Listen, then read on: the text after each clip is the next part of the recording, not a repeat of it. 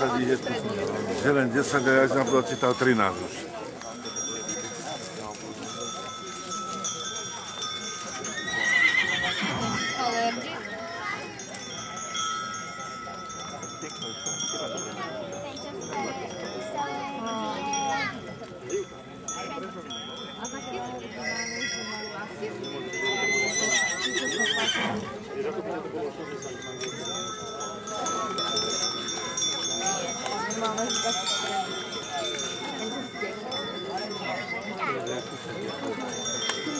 Problémoch. Dúfam, že zlý začiatok, dobrý priebeh a dobrý koniec vás týmto srdečne chcem privítať na 2. ročníku furmanských pretekov organizovaných obcov Timoradza v spolupráci s pánom Miroslavom Kubovákom a Zväzom chovateľov koní na Slovensku.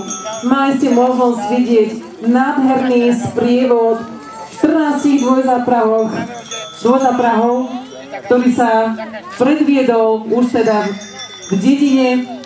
A dokonca mali sme tu možnosť vidieť aj takú ukážku, ako sa dajú dva dvojzáprahy spojiť dokopy. Nie je to nič jednoduché a teda naozaj ďakujeme za túto krásnu ukážku štvorzáprahu. V tomto momente dovolte teda, aby som vás ešte raz privítala v dnešný krásny slnečný deň. Súťažná disciplína furmanský slalom sa skladá z 9 prekážok povinnej zostavy, ktoré sú taktiež zakotvené v pravidlách furmanských súťaží pre súťažnú sezónu 2013.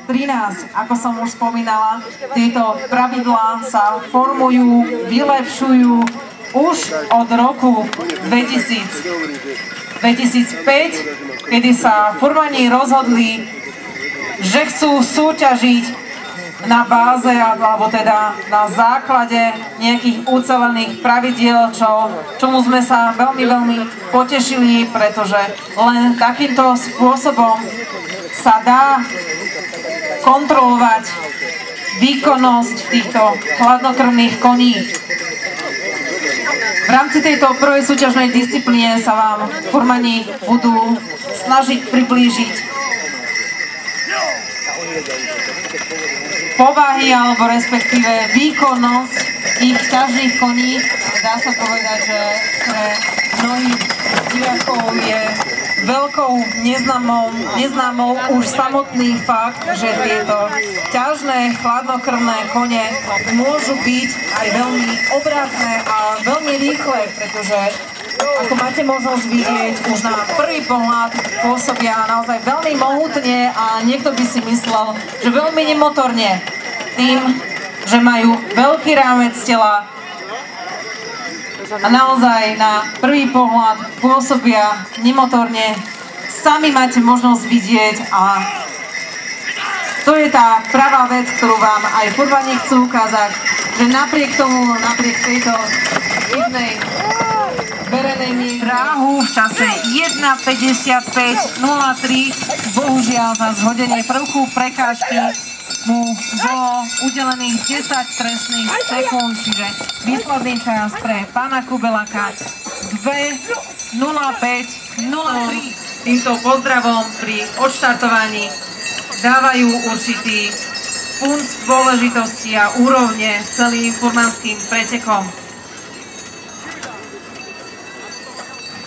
Ako máte možnosť vidieť, tak furmani súťažia naozaj vo veľmi krásnych postrojoch, ktoré sú u všetkých chladnokrvných koní, alebo dá sa povedať, že povinnou výbavou takýchto súťažiaci na súťažného dvojzáprahu sú komutové postroje. Prekážke číslo 5 prinieslo pánovi Romanovi bohužiaľ 10 trestných sekúnd.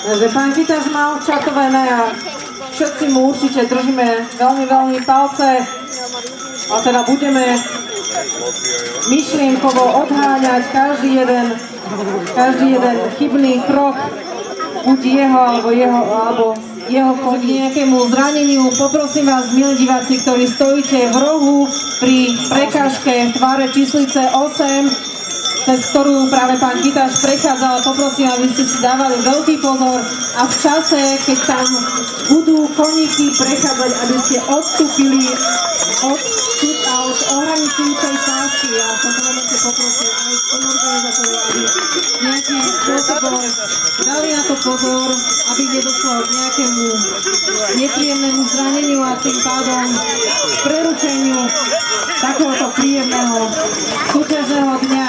Takže ešte raz, milí diváci, pokračovať v tomto veľmi netradičnom, nielen teda športe, ale zároveň v tomto netradičnom poslaní vo furmanstve a v práci s chladnokrvnými koňmi. Takže predstavujem vám jedného z najmladších a najnádejnejších furmanov, Janka Francisciho z Krupiny, koňmi Princ a Tango. Určite máte možnosť vidieť, že Janko nedrží opraty vo svojich rukách. Poprvýkrát naozaj nám predvádza krásnu ukážkovú a dynamickú jazdu. Dá sa povedať, že Janko veľmi výrazne mieša karty, alebo respektíve mieša poradie medzi nádejnými víťazmi, respektíve medzi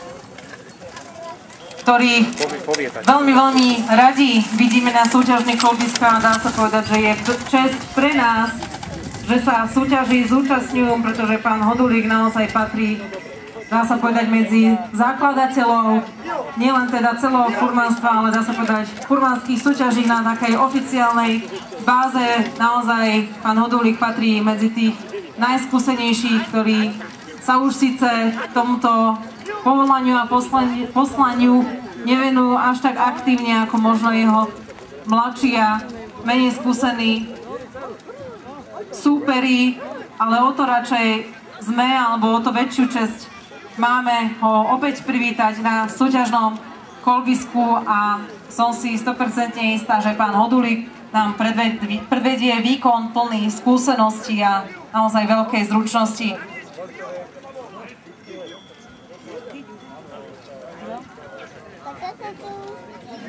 Ale určite je to aj pre vás, dá sa povedať, takou krásnou prehľadkou, čím sa s tým, dá sa povedať, že sa dá súťažiť, alebo v tom, akých povozov môžu byť tieto hlavnostenské.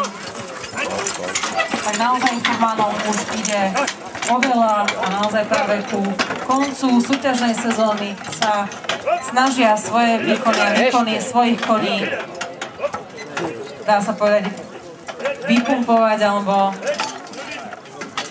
vypičovať čo najlepší výsledok.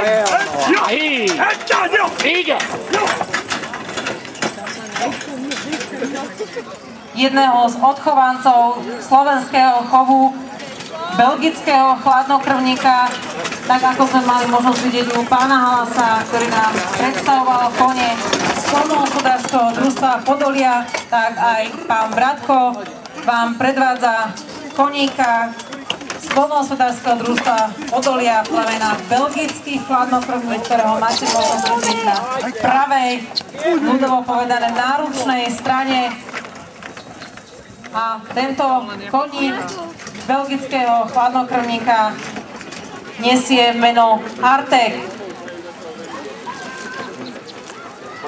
Naozaj je to určitým spôsobom veľmi dynamická jazda a práve určite vďačí tomu aj zloženiu svojho dvojzápravu a určite nám predvedol jednu Belgika, Princa a ardenského žebca Tanga.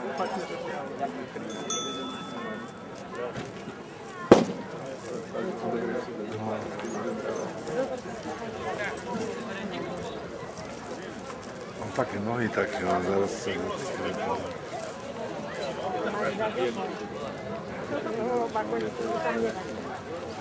ako druhému môžeme potriasť rukou, alebo teda kopítkom Pálkovi Kytašovi z Golianova, ktorý zapriaha bulonských Valachov Montyho a Bordova.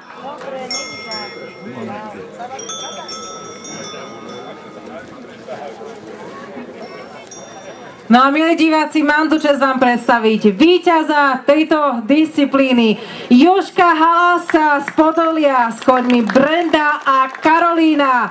Naozaj klobúk dole a pán Halas už niekoľkokrát nám dokázal, že v tejto disciplíne patrí medzi tých najpovolanejších a takto to naozaj má vyzerať.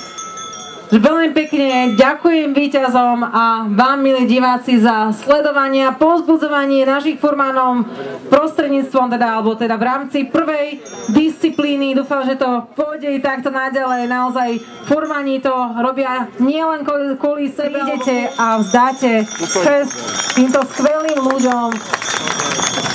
Presne takto to má vyzerať. Veľmi pekne ďakujem, milí diváci.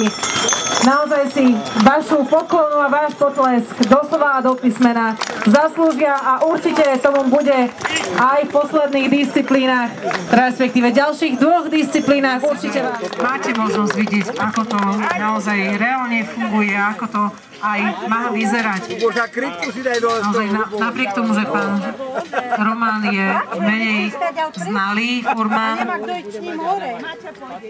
tak nám dá sa povedať, že predvádza veľmi slušný výkon a taktiež určite patrí medzi furmanov, ktorí opraty používajú ako svoj pracovný nástroj, ako svoj zdroj obživy a určite tohto pána furmana ešte. Prečo stále tak poukazujem na dôležitosť týchto koní? Určite mi dajú za pravdu nielen teda samotní furmani, ale aj, dá sa povedať, samotný majiteľ.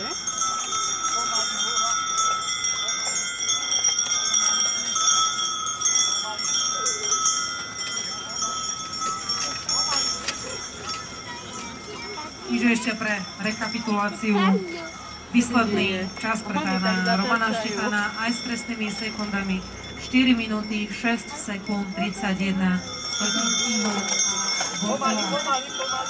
Dá sa povedať, že sú to chodníky veľmi neznámeho plemena u nás na Slovensku a myslím si, že to aj netradičného plemena, ktoré sme prvýkrát videli až teda v rukách pána Kytaša. A toto pán Kytaš je veľmi známy na experimentovaní, čo sa týka zvodenia svojich vozaprávov a veľmi dlho hľadal dokonalý pár, s ktorými by najčastejšie, s ktorým by sa mohol píšiť a umiestňovať sa na popredných príčkách. Dá sa povedať, túto súťažnú sezónu sa konečne podarilo. Pán Kytaš nám doslova do písmena niekedy až dvíha tlak pri prekonávaní, respektíve pri prechádzaní jednotlivých prechodov. Zdá sa, že to by pre furmanov znamenalo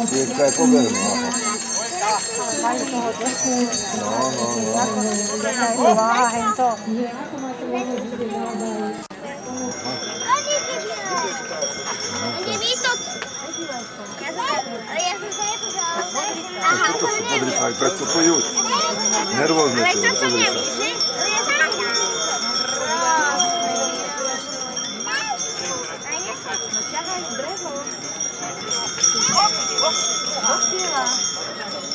Zle zapal, nie? Či čo?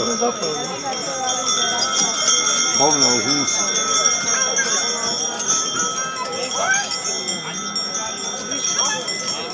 No, už je gotovo. Zasekol. Ale chybu.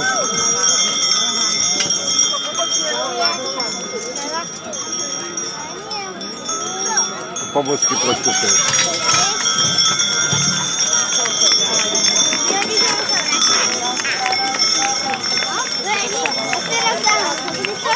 Aj ty sú dobrí. Pukový balón a to sa hrá tak, že balón on vyučí, keď sa odraží potom súťažení jeden čas, respektíve jednom dobie. to už keď vypršal hen.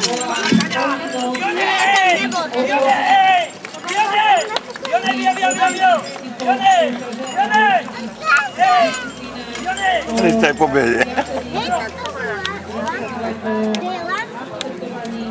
Viacerých názorov a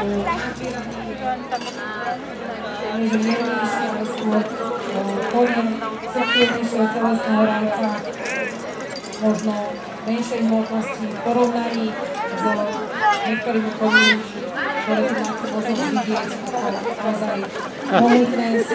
Ten ide ani nevie, že ťahá. Pravda. Ešte sa dívam na to. Ten ešte sleduje, že čo za nej robí. Ťažšie postavy a možno silnejšie nátury. Druhá sa dívam. Takže nechajte sa unášať. Aha, je to ono, pravda. No. Nádherne ide, že? Ten má krok. Ale ono ťahá.